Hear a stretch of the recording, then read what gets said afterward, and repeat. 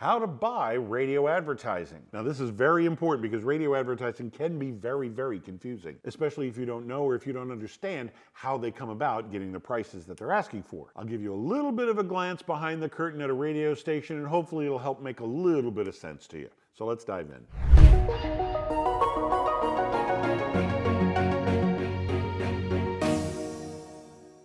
By the end of this video, I'll show you a few things that you may want to consider when it comes to choosing which radio station that you want to advertise your business on, what goes into the radio advertising pricing formula, and I'll give you a couple suggestions on how to make the most out of your radio advertising budget. So let's go. First of all, what you want to do is know your customers backwards and forwards, and I'm sure you do.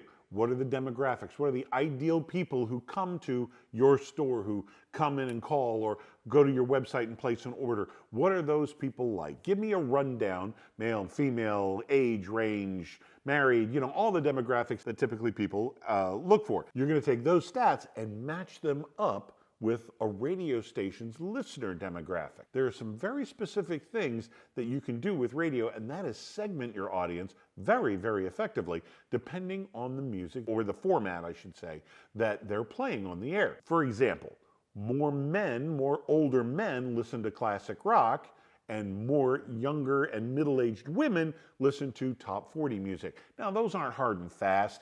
There's overlap in whatever category. But for the most part, if that sounds like your client, you may want to go with those listeners. You can match that up very easily and be much more effective with who you're reaching. Now, some options that pop up when it comes to pricing. First of all, what is the overall size of the market? Radio stations in New York, LA, Chicago, Boston, Atlanta, they're going to charge much more than, say, stations in Columbia, Missouri, or Greensburg, Pennsylvania, or Springville, Alabama.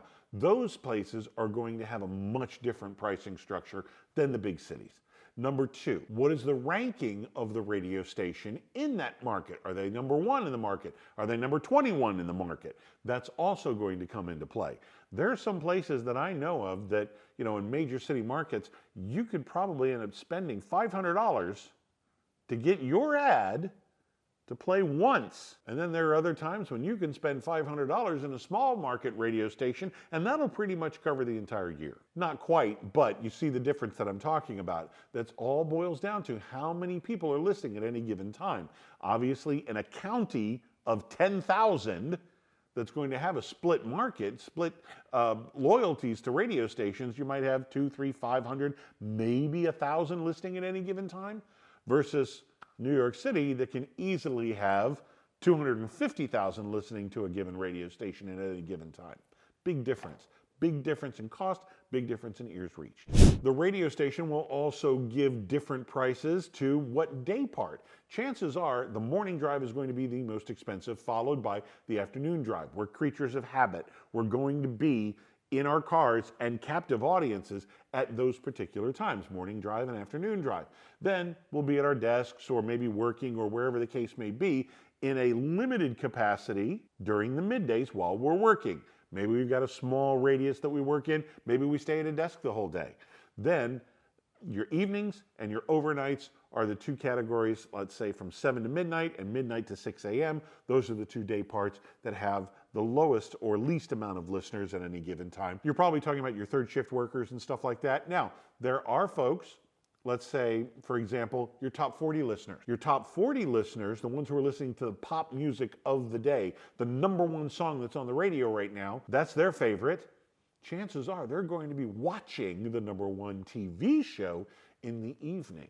That's just a very typical lifestyle of that particular demographic. You're going to have a big drop off from 7 to midnight and also midnight to 6 a.m. The price can also be affected by, is this a pre-produced commercial or is this going to be a live read, say done by one of the hosts? If you have a pre-produced spot, it's probably going to be right off the rate card. If you do a live read by one of the hosts, by the morning show host and the number one show in the market, it's going to be a lot more expensive because part of that is going to be a talent fee to go to that morning show host because they will be seen as an endorser of your particular store or shop or product. And then another way that you can possibly leverage your budget is through sponsorship packages. There are constantly: news, weather, sports, traffic.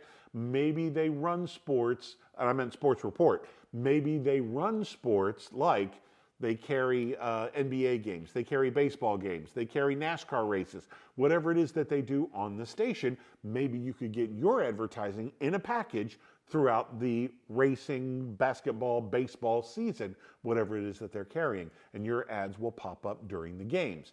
There are a whole bunch of different ways that you can leverage that to your advantage, and multiple ways to get on the air at a radio station economically and efficiently. So we do a lot of talking about radio advertising, as well as video and all things audio. Maybe you want to start a podcast for your business. This is the place that I would hope that you would make your home base for all of that information. We talk about all of it here, so be sure to like and subscribe and don't miss an episode. Now, one of the key elements to actually making your advertising work better and more efficiently for you, a lot of the stations will talk about, say, the cumulative listener, or the CUM.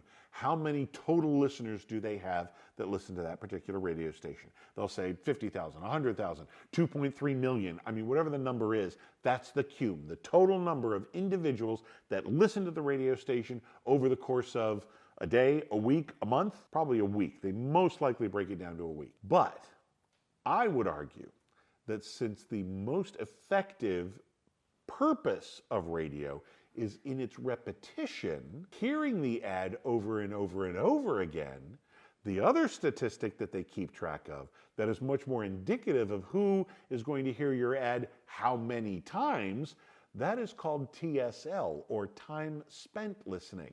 In other words, when somebody tunes into that station, how long do they stay on that station? If they stay on it for a very long time, chances are they're going to hear your ad again and again and again, i.e. the repetition. So I tend to lean more towards the stations with the highest TSL than the higher CUM.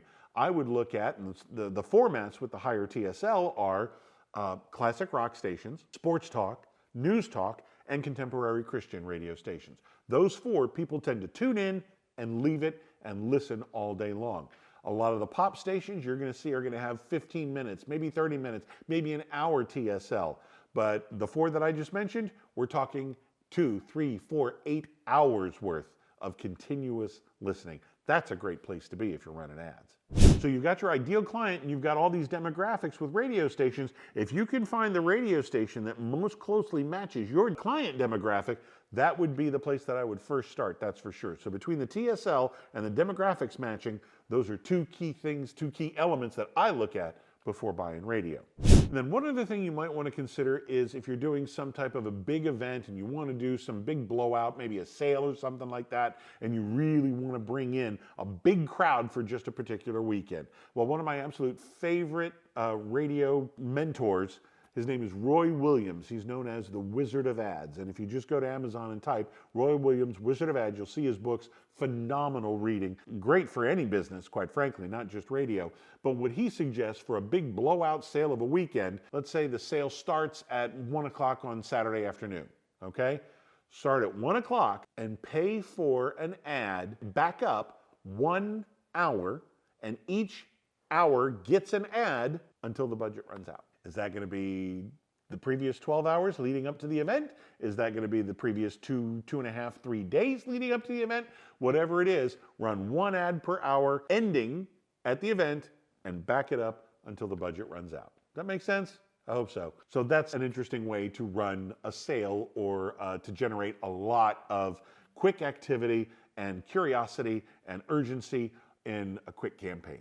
Now, I have something for you to help you write your next radio commercial. There is the complete guide to writing radio commercials. It's down below. If you look in the description, there's a link. Click on that link and get your copy. It takes you through the entire process from identifying your market all the way to writing your call to action at the very end of the ad. Pick up your copy right now by clicking down below. I'm Nick Natarella with AdWise Creative. Thank you for watching.